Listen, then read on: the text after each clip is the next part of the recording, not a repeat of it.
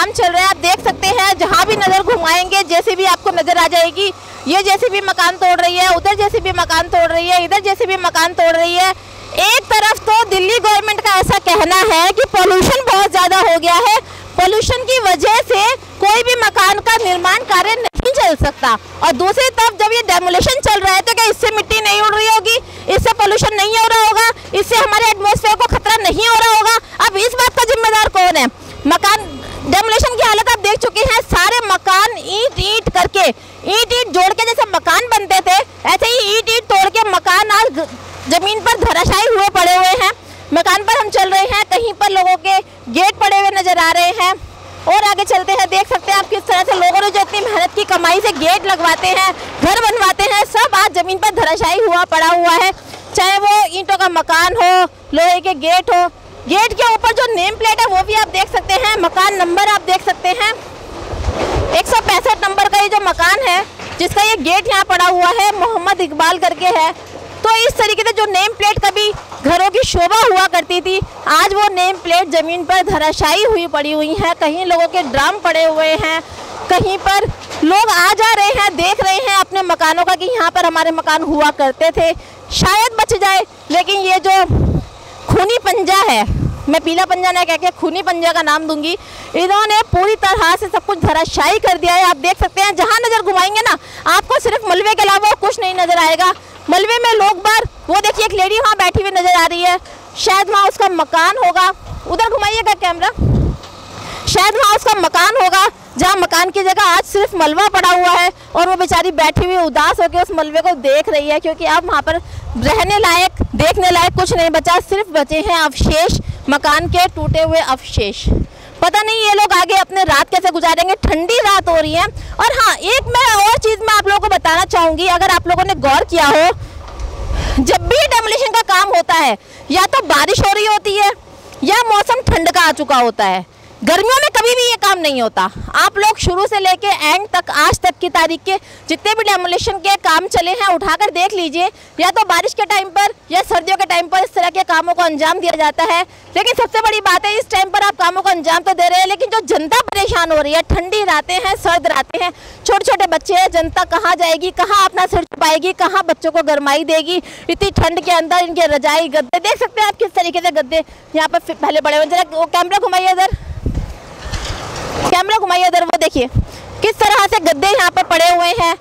क्या हाल हो रहा है जनता का, सुनने वाला कोई नहीं है, सिर्फ चारों तरफ मलबा मलबा, उसके अलावा कुछ नहीं है। पेड़ पौधे भी जो लोगों ने बहुत शान से अपने घरों में लगाए थे वो भी मैं आपको रोड पे दिखा दूंगी, वहाँ यहाँ पर वो भी हर तरफ पड़े हुए नजर आ रहे हैं, लेकिन देखने वाला यहाँ फिलहाल कोई भी नहीं है। और भी हम आपको दिखाते हैं, टूटा हुआ गमला आपने देखा जिसे लोग कितनी शान से अपने घर में लगाकर अपने घर की साजो सज्जा करते थे। उसके अलावा मैं आपको ये चीज़ दिखाना चाहूँगी, जरा कैमरा इधर लिखा है, ये देखिए छोटे बच्चे का वॉकर, जिसपे कि ABCD लिखी हुई थी और बच्चे शान से पढ़ाई करते थे, साथ में वॉकर भी है। छोटे बच्चों ने चलना और पढ़ना लिखना शायद यहीं से शुरुआत करी थी। और थोड़ा सा आगे चलने की कोशिश करूँगी, हालांकि ज़मीन ऊबड़ खाबड़ है, लेकिन फिर भी आप लोगों को दिखाना चाहती हूँ, मैं एक एक चीज़ दिखाना चाहती हूँ कि आप लोगों को पता चले कि कितना दर्द यहाँ के लोगों पे है इस टाइम पर और कितना लोग यहाँ परेशान है। ये देखिए, मुझे एक टोकरी नज़र आ रही है यहाँ पर जिसमें कि श्रृंगार का सामान भरा पड़ा था और लेके नहीं जा पाए हैं। इसमें आप देखेंगे चूड़ियाँ पड़ी हुई हैं, चूड़ियाँ जो कि सुहागन की निशानी होती है, लेकिन जिस तरीके से जल्दबाजी के अंदर JCB का काम स्टार्ट हो गया तो लोग बार अपनी ये सुहाग की चीज़ें भी नहीं ले जा पाए, वो भी यहीं पर पड़ी रह गई हैं। उसके अलावा मैं आपको दिखाऊंगी, ये देखिए दवाइयाँ, मेरी नज़र पड़ी है यहाँ दवाइयों के ऊपर। ये देखिए दवाइयों के अलावा मुझे एक चीज़ और मिली है, मैं आपको दिखाना चाहूँगी पीछे से, लेकिन JCB आ रही है, थोड़ा पीछे की साइड गई है। ये देखिए, ये कुछ मिला है मुझे यहाँ से, थोड़ा सा मैं साइड ले जाती हूँ खुद को। ये देखिए, दिखाइएगा जरा इधर, इधर आओ, इधर आओ, इधर इधर सर एक मिनट। ये देखिए, यहाँ मुझे बिजली का बिल भी मिला हुआ है जो कि 6/2023 का है, मतलब फरवरी का बिल है। मतलब कि इस जगह पर बिजली के बिल भी आते थे और BSES वालों की बिजली भी यहाँ मौजूद थी, जो कि BSES वालों का ऐसा कहना है कि जहाँ टीन के मकान होंगे ना वहाँ पर हम मीटर नहीं लगाएंगे, लेकिन जहाँ पक्के मकान होंगे वहाँ मीटर लगा देंगे। तो जब ये पक्के मकानों में मीटर लगे हुए थे तो किस लिए यहाँ पर जेसीबी चलिए, जेसीबी मेरे पीछे ही आ रही है, मुझे थोड़ा सा और आगे चलने की ज़रूरत है। मैं शायद यहाँ फंस चुकी हूँ लोगों के बीचों में, बहुत ज़्यादा मलबा है। और पक्के मकानों पर BSES जो है वो मीटर लगाती है, इसका मतलब मकान पक्के थे, फिर आखिर क्यों ये मकान तोड़े गए? बहुत बड़ा सवाल यहाँ पर उठता है। प्रूफ के तौर पे मैंने यहाँ पर आपको बिल भी दिखाया, बहुत सारी चीज़ें हैं, देख सकते हैं आप किस तरीके से सामान को कुचलते हुए जो है वो पीला पंजा चल रहा है।